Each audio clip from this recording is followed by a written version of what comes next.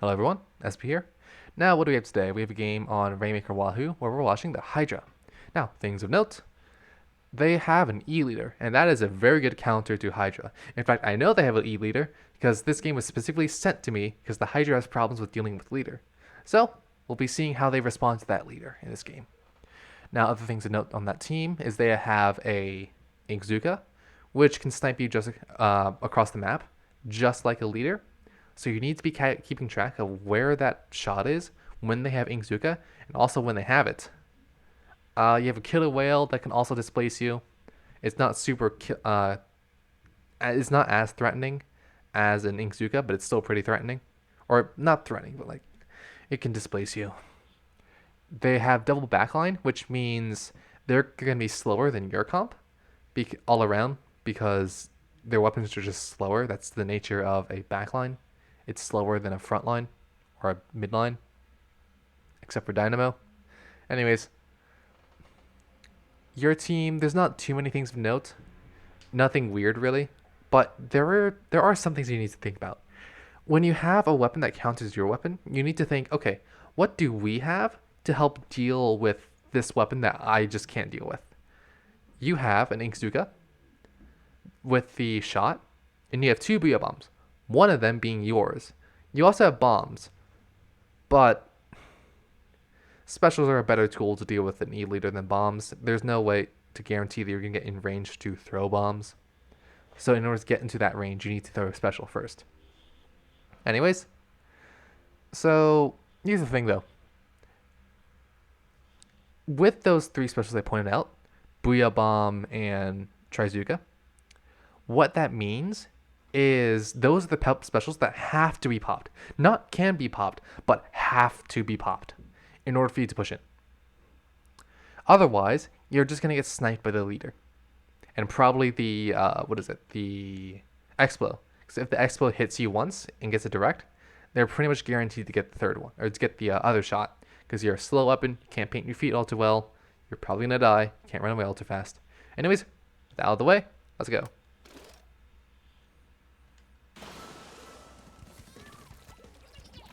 Let's see what's happening here. Booyahs all around. Yeah, okay. Just shooting stuff. One of your team's all the way on the left. Okay. Let's see what happens over there. Couldn't really push in because, what is it? Like, I mean, you didn't have a way to push in until this came along.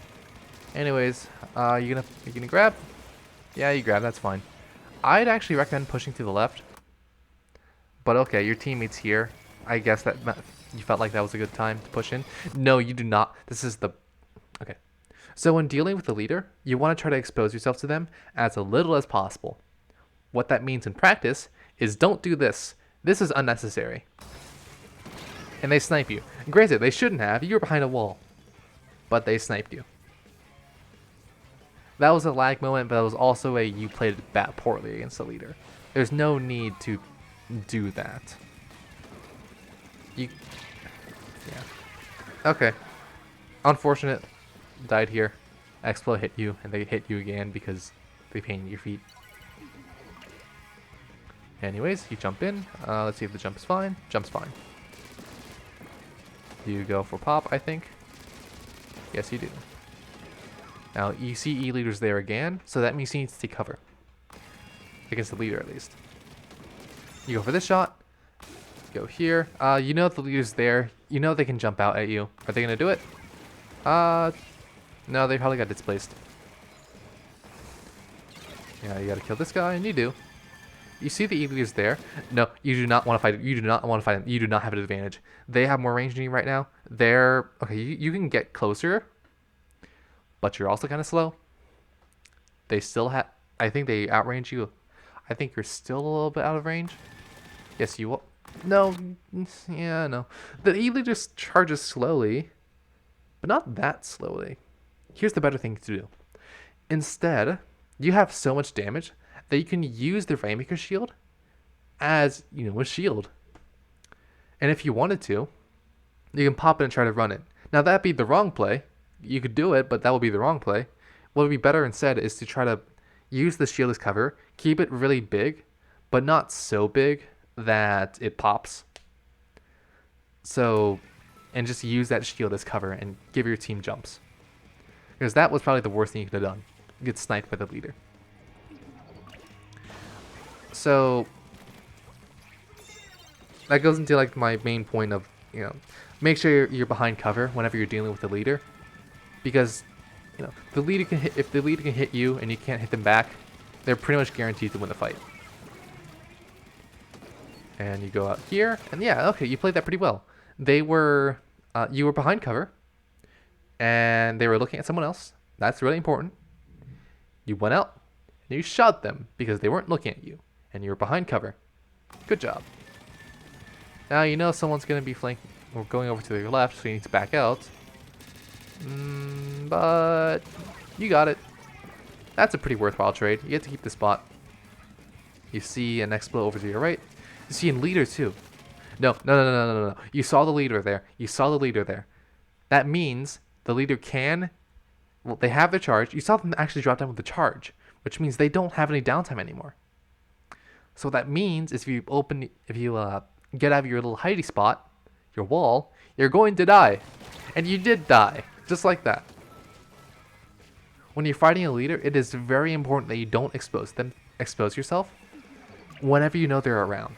I know it's really annoying, but it's kind of just what you have to do. That's just what you have to do whenever you're fighting a weapon that has more range than you.